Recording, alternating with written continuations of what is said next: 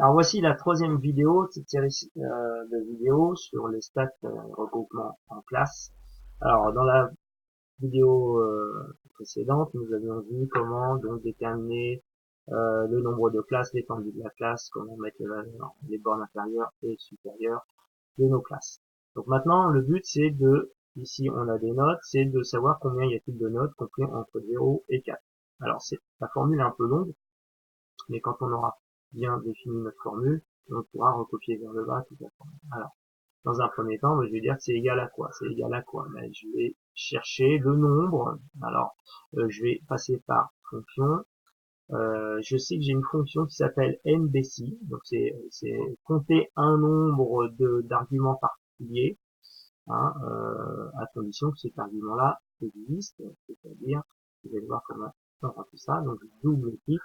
Ici, il me demande quoi? Il me demande la plage, c'est-à-dire que je cherche quelque chose, mais où je le cherche? Je le cherche tout simplement dans cette série statistique.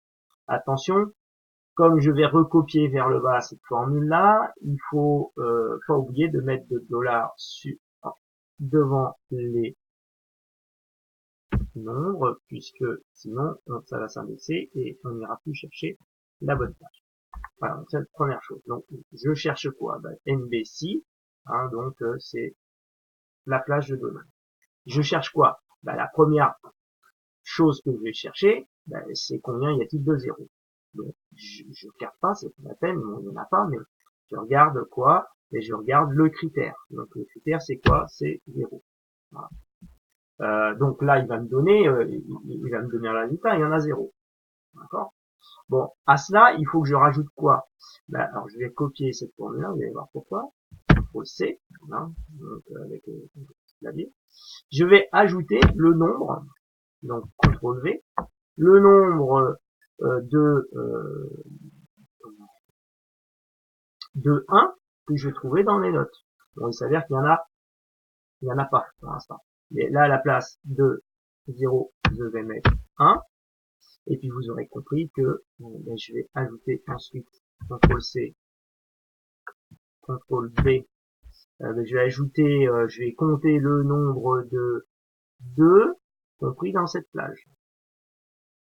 Là, par contre, vous voyez que mon résultat est différent. Maintenant, j'ai 1, c'est-à-dire que j'ai une note pour l'instant dans ces notes-là qui est compris entre 0 et 4.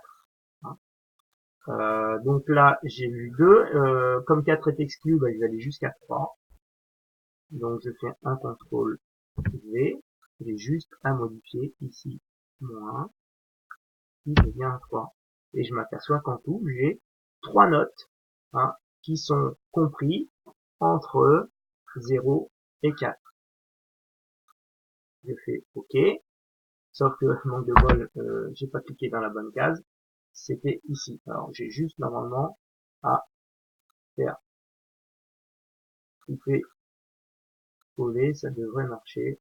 Voilà. Donc, si vous regardez la formule n'a pas changé. Il n'y a pas de souci. On vérifie quand même qu'on s'est pas trompé. Hein, donc là entre 0 et 4, donc ici j'ai un 2, ça fait une note. J'ai un 3, ça fait 2 notes.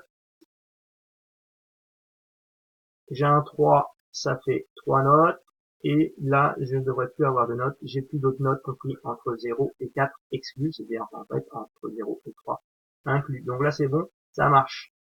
Donc je vais maintenant tout simplement copier ma formule vers le bas. Alors, et a priori, il y a un petit souci, puisque je ne vais pas voir ça. Hein, il y a un problème sur la recopie. Alors, qu'est-ce qui n'a pas fonctionné? Eh ben, ce sont les critères, évidemment. Donc, les critères, ici, c'est pas 0, 1, 2 et 3. C'est donc 4, 5, 6 et 7. Alors j'aurais pu peut-être me débrouiller autrement.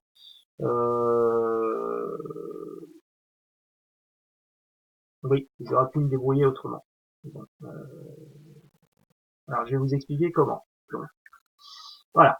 ici, à la place de mettre 0, ben, je vais mettre tout simplement la valeur ici qui est compris ici. D'accord? Ce qui fait que quand je vais recopier vers le bas, eh ben, il ira prendre la valeur compris dans cette case-là. Par contre, cette valeur-là, 1, c'est en fait la valeur comprise dans cette case-là, auquel j'ajoute 1. C'est-à-dire 0 plus 1, ça fait 1. L'avantage, c'est qu'après, quand je vais recopier vers le bas, ça va devenir F3, donc cette cellule-là, plus 1. Donc en fait, là, il y a juste à rajouter F2 plus partout. CTRL C, CTRL V,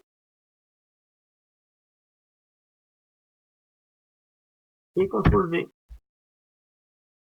Entrée. Donc là, ça n'a rien changé. Par contre, si je recopie vers le bas, ça change tout.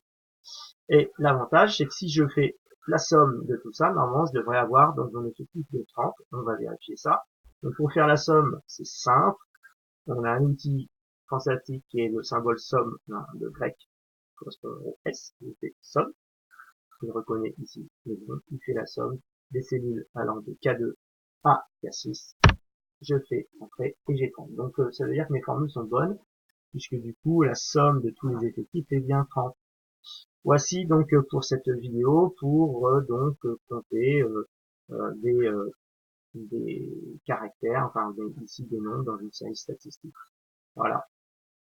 Bon bah on se voit pour la 4e vidéo où on verra comment déterminer le centre de classe et éventuellement calculer donc une moyenne